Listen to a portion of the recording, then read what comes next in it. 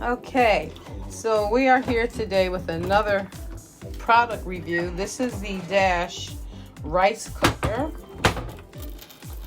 and my hubby today is going to do the long grain brown rice. So it's 1 cup of the rice and 1.5 cups of water. Now, do you have to also rinse this rice off too, or leave it as it is? You go in and rinse it off with this. Okay. I think he said that, you know, with the white rice, which he has been making, he's been making the long grain white rice, and he had rinsed that off, and the rice came out perfect. So now we're going to try the brown rice. Here they pop up. Measuring cup that comes with it. All right, this is the measuring cup that comes with it, and it gives you the millimeters of water. Or cups. Or the cups. Cup size. Cups are here. Okay, so we're gonna do 1 cup of the brown rice.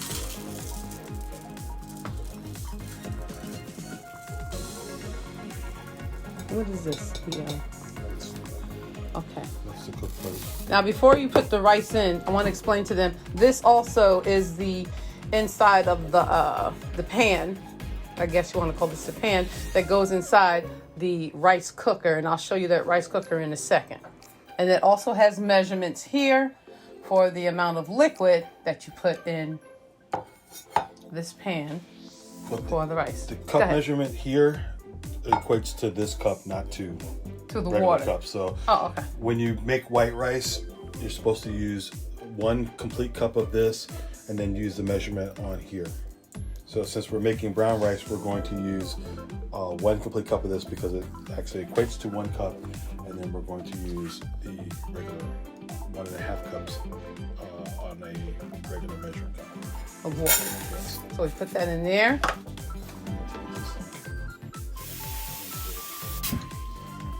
Okay, so if you stay right there for a second, he's taking it to the sink and he rinsed the rice off. Because it's not really, I think, a lot of starch in brown rice. So I'll just do 1. Yeah. Perfect. Okay, and now we're going to add 1.5 cups of water, right? Now, in these rice cookers, I don't think you have to add any oil or any salt or anything unless you want to prefer to do that yourself. But we're just making this as plain steamed brown rice. And this here is the rice cooker, and the metal pan sits right inside here. Okay, so we just plugged it in. You can plug it in, honey. Plug it in now. In there now. And in here, as you can see, we just put the whole metal pan in there to put the lid on. And what do you do next here? Okay, so when you plug it in, it automatically goes to the warm cycle. It doesn't start cooking until you actually flip this down. And then it'll just run, and when it finishes, it'll pop off. This cook will pop up to warm, and it'll stay warm until you unplug it. Okay. Now also, which we have not made yet, you can also do the steel cut oats or regular oatmeal, barley, sushi rice, which I believe is the short grain rice. No, sushi rice is probably different. Quinoa, short grain rice, and what did you just say about here, honey? The long grain. I'm sorry, you said the Thai jasmine rice was the same as the long grain, White rice. as the white rice. So if you have like a jasmine rice, this is the measurements you would use for the jasmine rice. The white rice is long grain and white rice. Okay.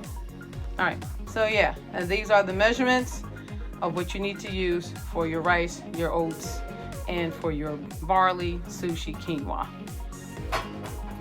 Also, just to give you another note, even though we use water in here, you could probably also use like a chicken broth or a bone broth in here.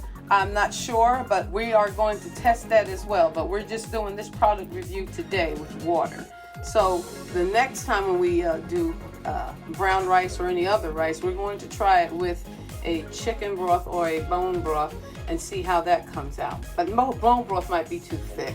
So let's just try the chicken broth, right? Chicken broth, like the stock.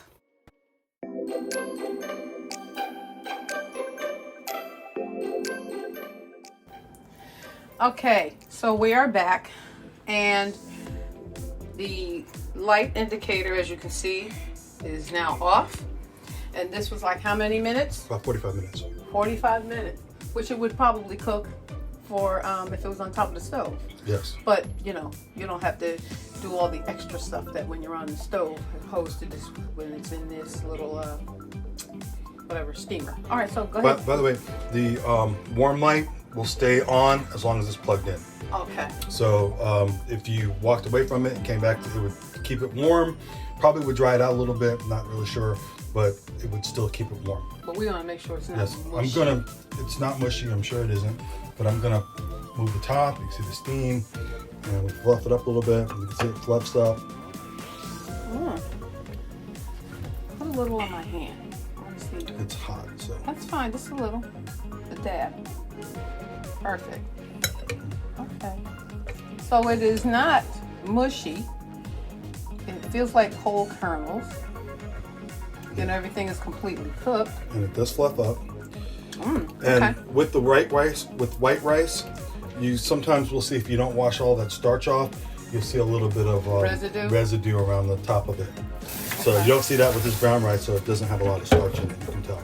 But yeah, this is unseasoned, so you're gonna need to put some salt and pepper or something on it or whatever you like. But yeah, this looks good. Yeah. All right, so, well, this is our product review of the Dash steam rice cooker. We did brown rice. And like I said the other day, we did some white rice. And I'll show you a picture of what my husband made with the white rice. He did like a little Asian flair of, what was it? I did fried rice. Fried rice. So, thank you so much for watching this video. This is Bonnie from Healthy Lifestyle 60 Plus.